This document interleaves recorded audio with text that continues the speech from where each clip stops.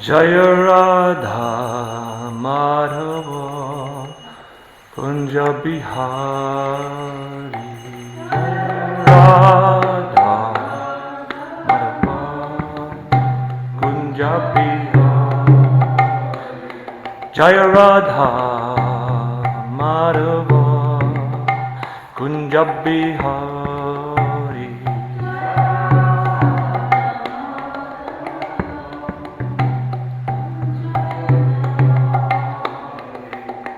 Gopijana Vallabha Girivaradari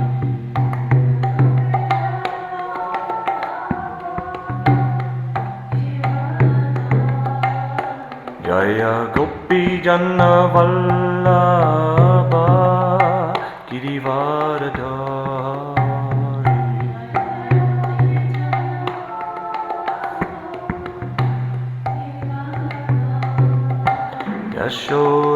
Yashodanandan Bhajajana Ranjana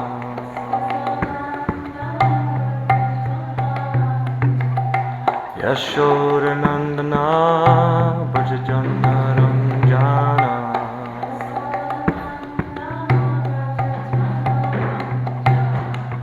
Jamuna Tira Vanachari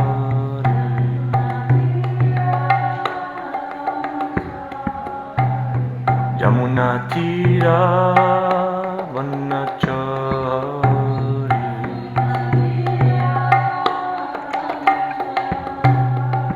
Jaya Radha Madhava Kunja Bihari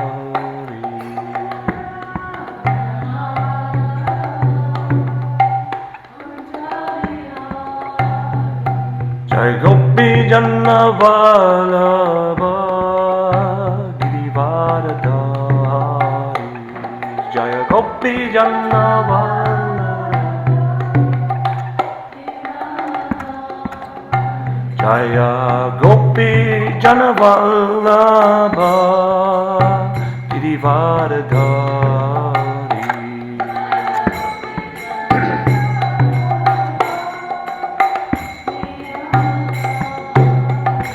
Yashodanandana Bhajajana Ranjana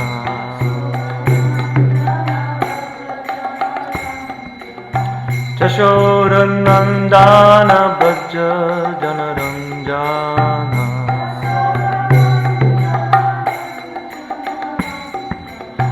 Jamuna Tira Vanachari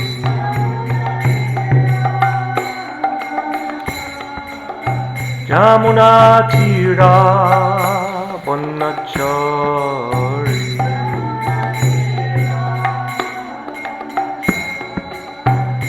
Jaya Radha Madhava Kunja Bihari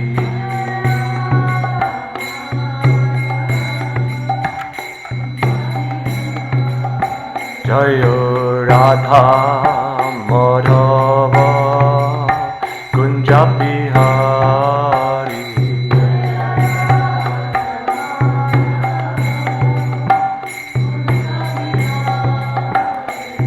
Jaya Gopi Jana Vallabha Girivaradari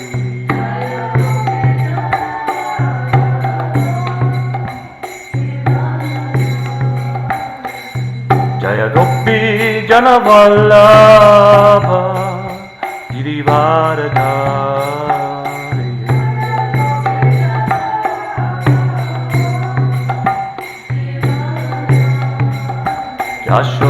Yashodanandan Bhajajana Ranjana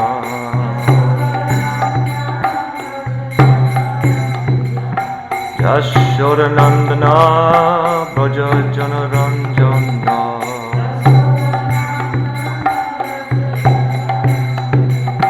Jamuna Tira Vanachari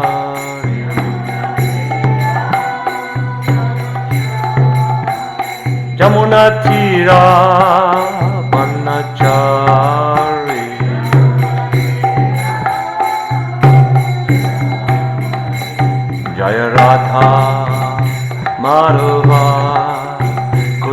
Bihari.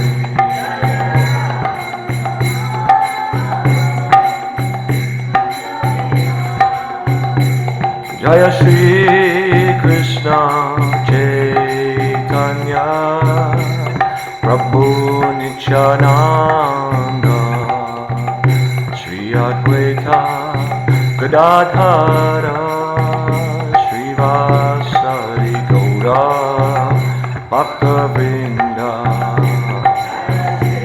Shri Krishna Chaitanya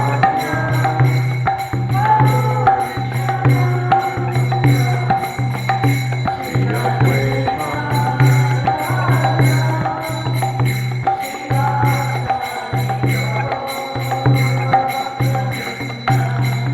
Hare Krishna, Hare Krishna, Krishna Krishna, Hare Hare, Hare Rama, Hare Rama, Rama Rama, Hare Hare.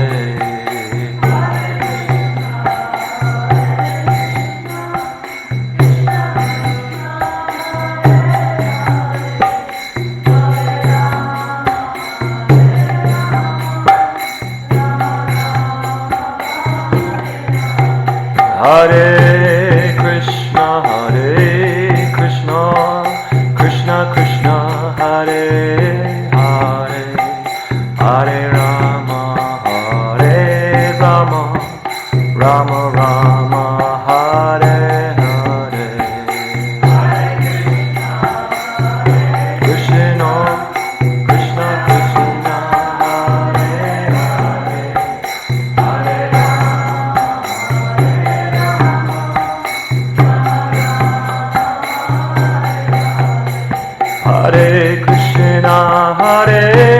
Krishna, Krishna Krishna, Hare Hare, Hare Rama, Hare Rama, Rama Rama, Hare Hare.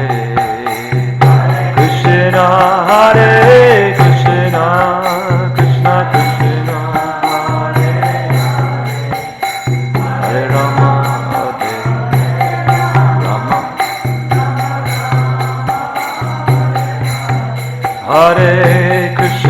Hare Krishna, Krishna Krishna, Hare Hare, Hare Rama, Rama Rama, Hare Hare. Hare Krishna, Krishna Krishna, Hare Rama.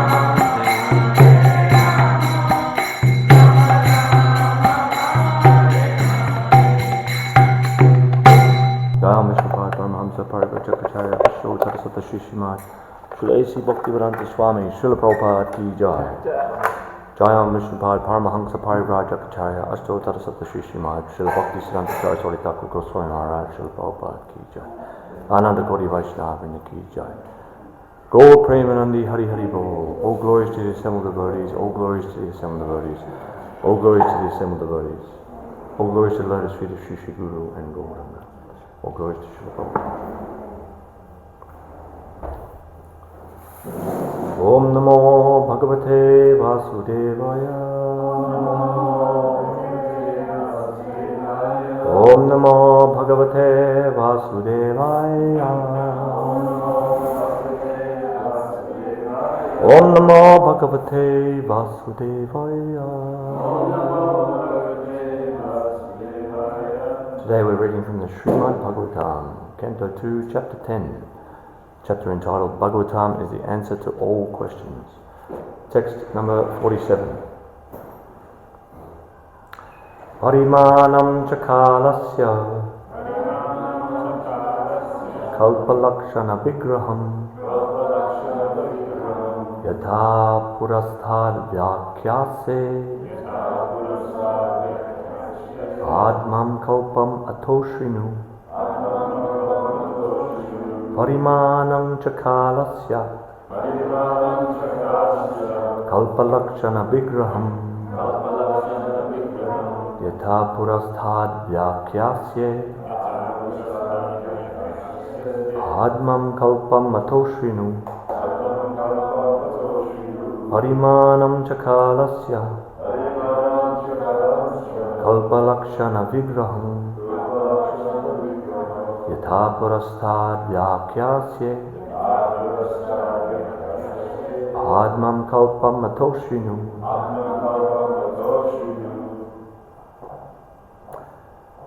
Parimanam, measurement.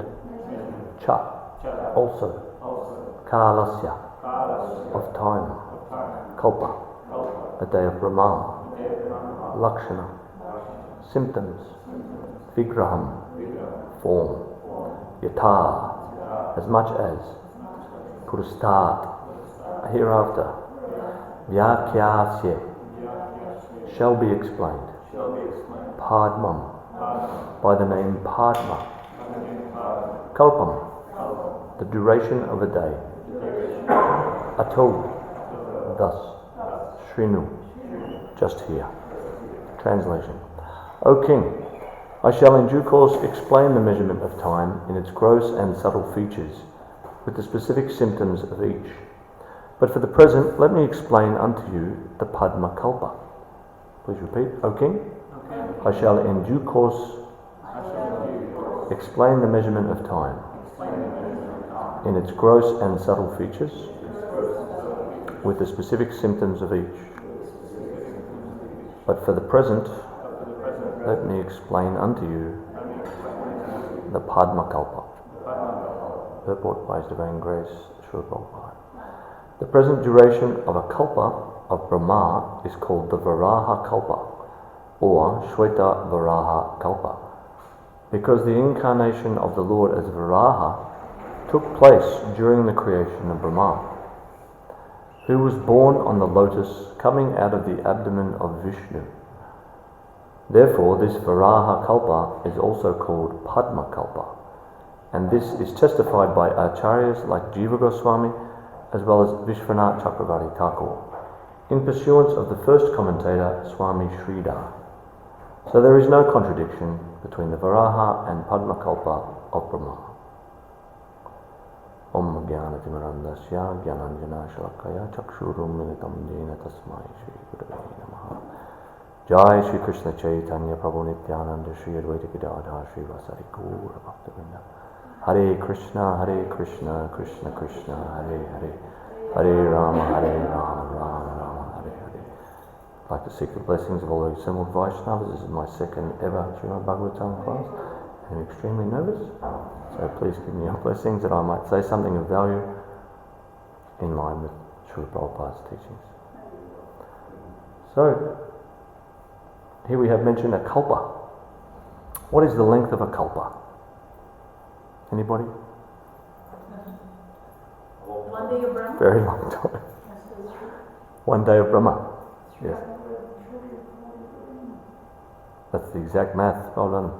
And how many yugas are in one kalpa? 1,000. 1,004 yugas. 1,000 chatra yugas. 1,000 chatra yugas. And how many in a night of Brahma? Same. So, that's a very long time, as Srimad Kavachara said. And it's almost inconceivable, isn't it? The math is astronomical. And Lord Brahma, that's one day of Brahma. So how long is a month of Brahma? How many days in a month of Brahma? 30. 30 days in a month of Brahma, and he lives for 100 years. So how long is the lifetime of Brahma? 100 years is 100. He's 100 years, 100 years. For him. So for him, exactly, yes. And for us, it's much longer. And then for an ant, it's even longer. And for a microbe, it's even longer. And we have relative time in that sense. So, what are we to do with all of this time? Well, we could understand as Hare Krishnas and studying these transcendental literatures that time is very, very precious. In fact, you can't buy a second of time. with any amount of money. Once it's gone, you can't have it back. So we try to relish and utilize every second of time as much as possible. In what? What do? We hear and chant about Krishna and his devotees. That is the best use of time. Here it's mentioned that the present duration of a kalpa of Brahma is called the Varaha kalpa, or the Shweta Varaha kalpa. And reading last night, I learned that there are 2 Varahas in this day of Brahma. Is that correct? Yes, very good. And here we have Shweta Varaha. What does Shweta mean? White. So we actually have, we see pictures of Varahadev as red, but here he is referred to as white. And in this instance, Varaha performs his lila as the usual Varaha, the red Varaha, of picking up the earth from the Karana ocean. Did I get that right? Karana ocean? Garbhodaka ocean, correct. And in this case, he does so at the beginning of Brahma's day, at the beginning of his month. So he then later appears to battle Hiranyaksha as Varaha again. But in this instance, this kalpa is referred to as the Shweta Varaha because of the appearance of the white Varahadev. And that might sound a bit peculiar to some people, especially people new to Krishna consciousness, that Krishna appears as a boar, as a pig, well, not a pig, but a boar. And he does this, and Krishna appears in all species of life, actually. And I remember when we had Banu Swami here trapped for 9 months for COVID, he spoke about Varahadev, and he mentioned that it's not just some ordinary boar, he's actually the most beautiful boar you've ever seen. And capable receiving of everybody's love. That's how attractive he is. So Krishna is always all attractive, all the time. That is Krishna. So even as a boar or a fish, he is supremely beautiful. There is no one more beautiful. But then we learn that the most beautiful form of Krishna, even though he can't be more beautiful than himself, is the original form of God in his 2-handed, 3-fold bending form, holding the flute, peacock feather in his hair. So Krishna is all worshipable in any form, even as a boar. So hearing the pastimes of Varahadev and hearing the pastimes of Krishna killing the demons or sporting with the gopis are all absolute, they're all transcendental. So therefore we should relish all of the pastimes of Krishna. This kalpa is also referred to as the Padma kalpa, in reference to Lord Brahma coming out of the abdomen of Lord Vishnu, sitting on top of the lotus that sprouts from Lord Vishnu's navel. This is quite contradictory to modern scientific viewpoint, to say the least, that we learn from the Shastra that creation takes place in the universe. First of all, it's not an accident, it's not a random event, but there is a creation, and not only is it a creation by a person, but actually of a 4-headed person who's sitting on top of a giant lotus. And not only is he sitting on a lotus, but that lotus is growing out of somebody's belly button. So there is nothing like Krishna consciousness on this planet, or the Vedic view. So again, all of these narrations and stories are fully relishable by the devotees. That's why they're here in the Amala Purana, the spotless Purana, the Srimad Bhagavatam. They fully capture one's attention and imagination and absorb one's consciousness in trying to understand. And Srila Prabhupada would say, you don't even have to understand, you just try to understand. And it is completely transcendental. You will become purified and you will understand. I always think of Srila Gaura Kishore Das Babaji, who was completely illiterate, couldn't read or write, but at any moment, any verse of the Shastra would appear on his tongue because he had complete faith in his spiritual master and love of God. So, we shouldn't shy away from hearing any of the verses of the Srimad Bhagavatam. Should definitely not shy away from hearing Srila Prabhupada's purports. And we even have the great opportunity and the great fortune, especially now in this day and age, of being able to access all of the commentaries of the previous acharyas, which was once unthinkable. Even at Srila Prabhupada's times, it's very hard to access. So here we hear in the purport that the fact that this is referred to as the Varaha Kalpa and Padma Kalpa is verified and testified by acharyas like Jiva Goswami and Vishwanath Chakravarti Thakur in pursuance of the first commentator, Swami Sridhar. So this is what we do as Vaishnavas, as followers of Lord Vishnu. We follow the disciplic succession, the acharyas. Someone was explaining to me the other day that acha means behaviour or mood. So we follow the mood of our previous acharyas who set the example for us. So we can take it for granted that Jiva Goswami, Vishwanath Chakravarti Thakur, Sridhar Swami, Srila Prabhupada, Vyasadeva are all correct and they don't need to be questioned. But we can also question them. That is our freedom.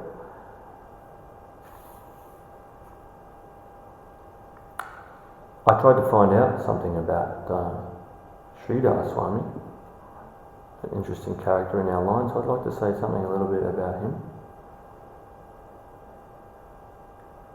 So Sri Chaitanya Mahaprabhu, Lord Krishna himself, accepted Sridhar Swami, who was actually a Tridandi sannyas.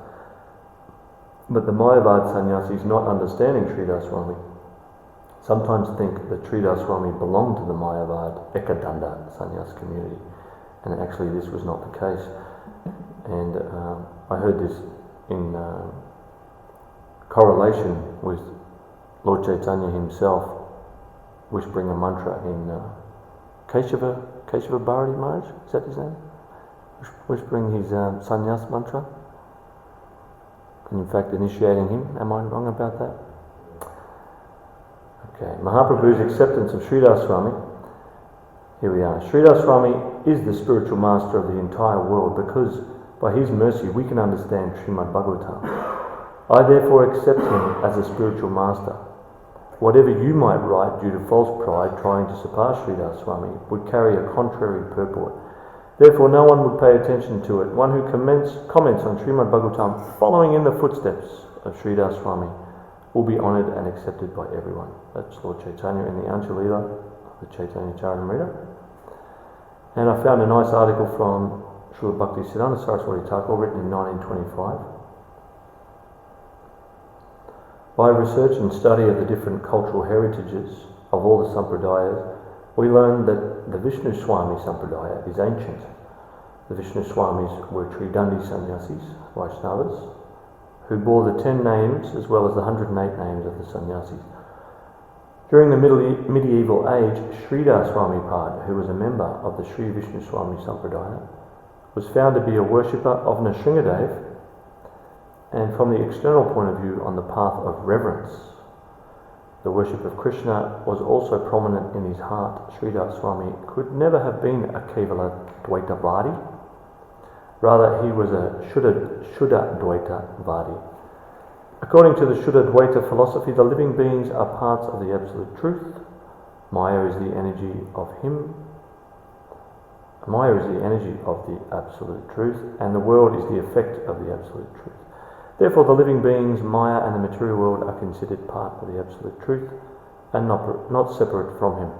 Had Sridhar Swami Pad become a Kevala Dvaita Vadi or a Mayavadi, Sriman Mahaprabhu would not have reprimanded Sri Vallabhabhataji or accepted Sridhar Swami Pad as Jagat Guru.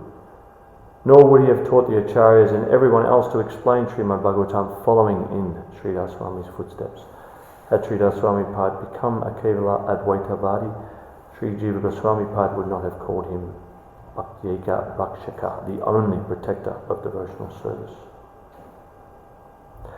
Srimad Mahaprabhu, Sri Jiva Prabhu and other Vaishnavacharyas consider Mayavadis destroyers of devotional service, not protectors of devotional service. Sri Chaitanya Mahaprabhu, the Supreme Lord himself, offers a concluding thought. He says that Sridhar Swami is the Jagat Guru and the Guru of the entire world. And clearly this is no small praise.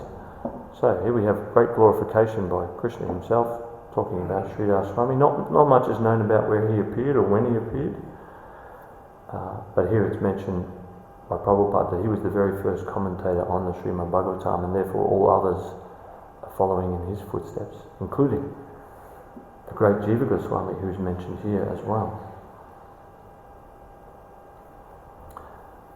When I saw that Jiva Goswami was mentioned in the purport, I went down the rabbit hole of learning about Jiva Goswami, which is endless.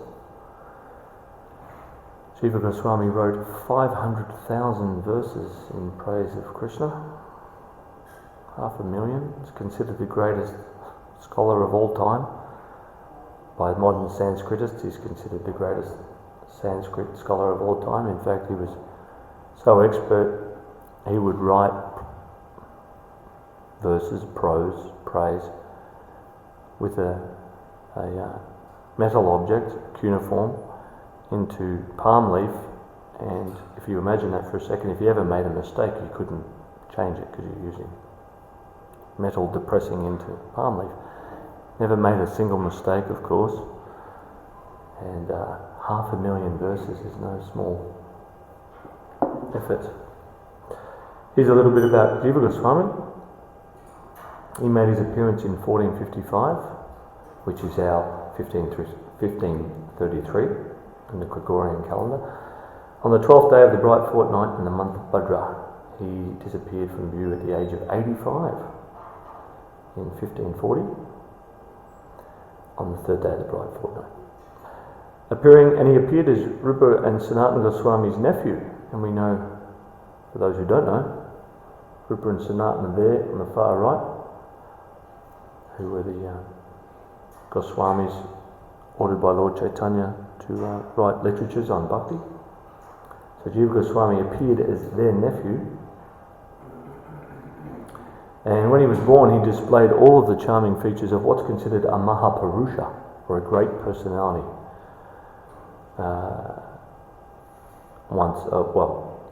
In my personal astrology I have a yoga that's called a Mahapurusha yoga, but after learning what a Mahapurusha is, I certainly don't have any of these qualities. Divine person is the name of the Mahapurusha. He had lotus-like eyes, just like Krishna. He had a very high nose and a high forehead, broad chest, long arms, and a radiant golden body. So if you ever meet anybody like that, you might be looking at somebody very special. In his boyhood he made a deity of Krishna and Balaram.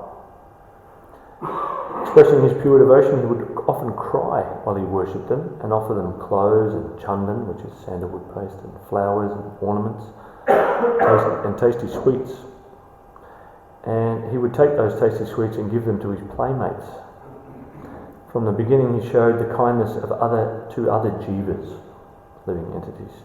Jiva was so much attached to Krishna Balaram that at bedtime he would embrace or cuddle the deities and then fall asleep. His parents thought that this was just play, but all the villagers rejoiced to see his love for Krishna and Balaram.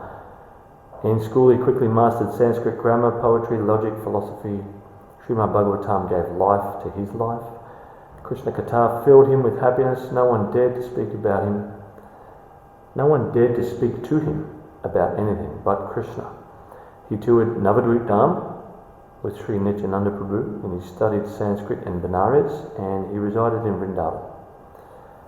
After humbly serving Sri Rupa Goswami and washing his feet, preparing his manuscripts and editing his books, he received Diksha.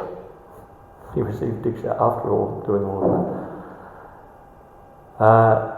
And once the aging Vaishnava Vallabhacharya gave critical advice to Rupa Goswami, who was Jiva Goswami's uncle, criticised him about his writings. And although very much younger than the Venerable Vaishnava Vallabhacharya, Jiva Goswami actually spoke in defence of Rupa Goswami.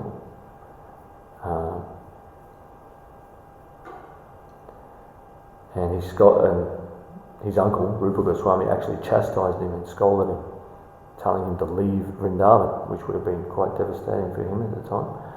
So then he went to live in an abandoned crocodile hole. Couldn't imagine that. At Nandagat, which was 45 minutes away. So he began fasting while he was living in that crocodile hole. And he just lived on a little bit of wheat flour that he begged and mixed with water from the river Yamuna.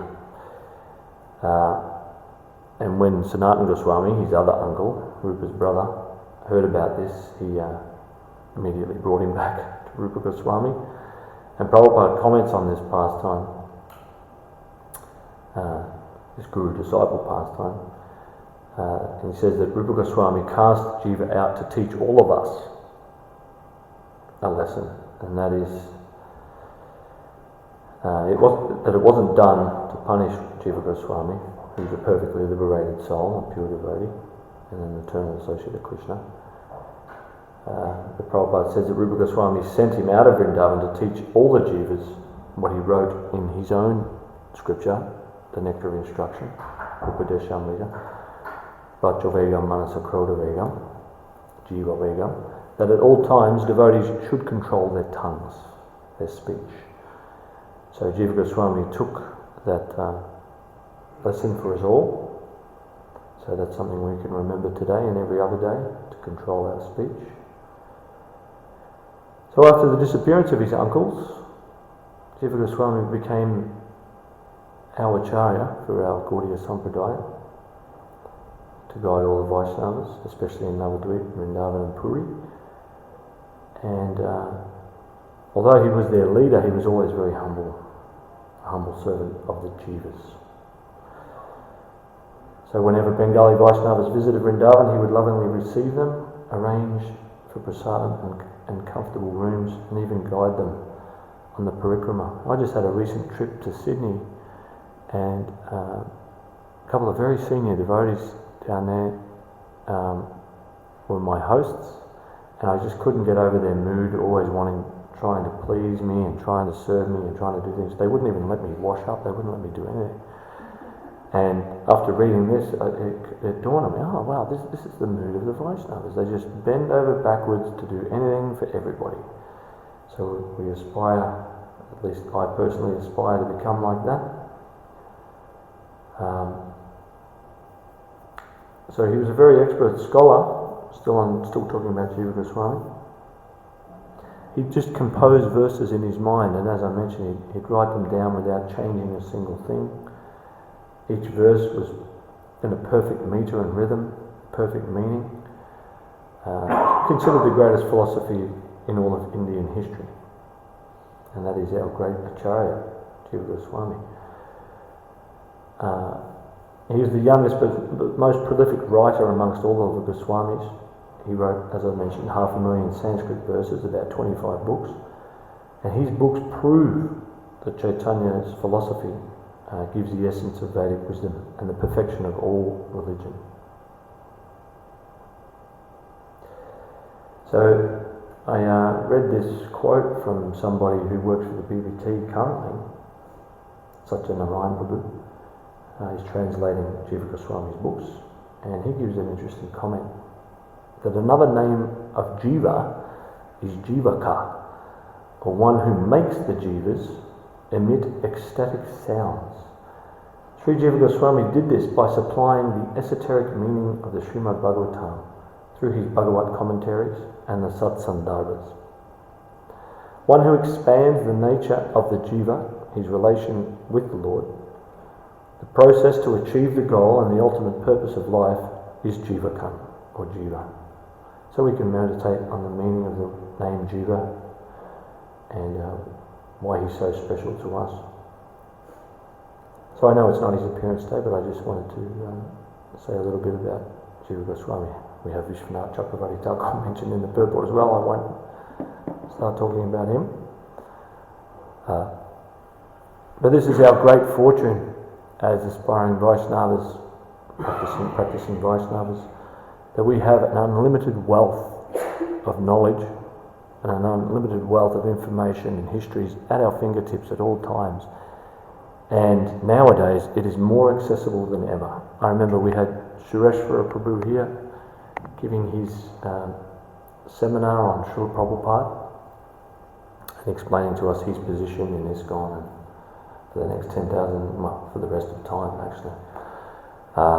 And something that really struck me was he said that we are the most fortunate people ever right now because we have full access to Srila Prabhupada, more so than he had and that anyone had when Srila Prabhupada was present.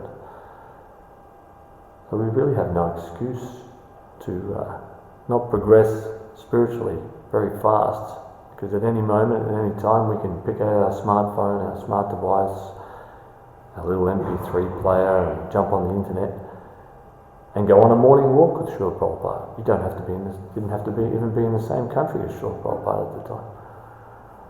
You go for a morning walk with Prabhupada every single day of your life. We can be in the room with Srila Prabhupada in Melbourne Temple, listening to him talk to some lawyers. We can be in France, listening to him talk to the then and now disgraced cardinal about why anybody who's godly shouldn't kill.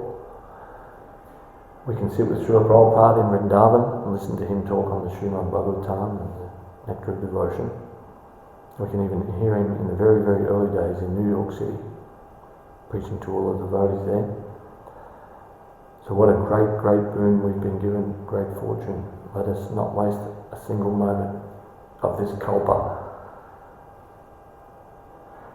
So I'd maybe like to finish there and just ask if anyone would like to make a comment, please, or have a question.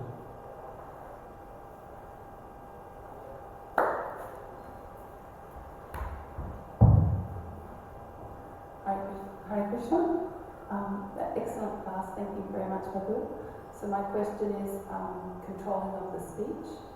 If you can give some practical advice. I found I was a bit mental about something. I saw something in the service that someone had done this morning and I didn't know if to say something or not. And I chose not to because I thought, they're new at the service. But I was just wondering if you can say something on controlling the speech. In regards to that particular experience you had? Yeah, and general as well. Maybe I can talk about general and one of the other devotees can talk about that experience. Well, the verse that came up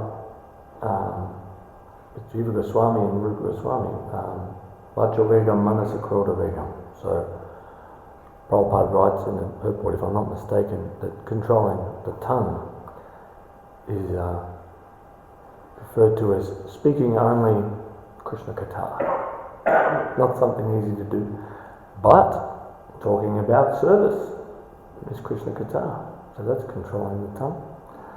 Of course, we also hear every morning we chant Trinada Pisunicena. So let's be more humble than grass and more tolerant than a tree.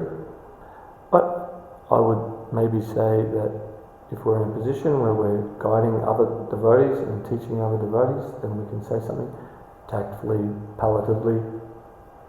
And we need to check our motivations as well, why we want to instruct somebody.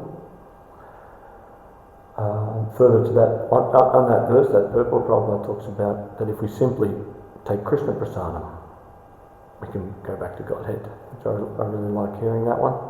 We have wonderful Prasadam here at New Govardhana.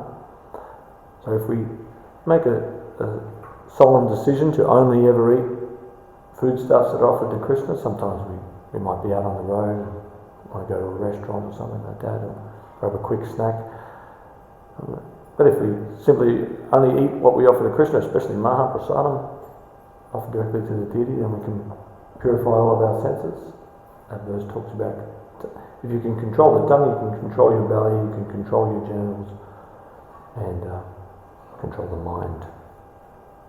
Anyone else like to comment on Sadhana's specific question, please? Srimad Bhagavatam. Yeah. It's an interesting question, and I think that comes up for a lot of devotees all the time, whether to say things or not. And one perspective is adhikar. Do I have the qualification to say something, or is it my position to say something? It's just like there's that verse in the 5th chapter, 5th canto, if you shouldn't take the role of a guru or a leader unless you have the capability of living independence. So it's a similar kind of relationship. Is it actually your role to say something in this situation? If it's not your role, you can always report it to the service authority. You can say, well, I saw this and leave it at that, leave it in their hands, and see where it goes. But sometimes you find that if you're correcting people all the time, and it's not really your role, then they want to, rather than having a positive outcome, there's a negative outcome, they feel discouraged from service. And another aspect or another facet of that is the person's receptiveness. Are they in a position where they can actually accept your feedback? Even if you do have the position of giving feedback to people, if they're not sort of sufficiently evolved or in the right frame of mind, or something's been happening for them where they can't accept that feedback, they're not listening, because you can discourage people very easily. Thank you. Very good. Anybody else like to comment or have a question? No? Well, we've got a little bit of time before breakfast. Sun's out, let's go and warm up. Jai, all glories to Srila Prabhupada. Grantaraj Srimad Bhagavatam ki jai. Srila Prabhupada ki jai.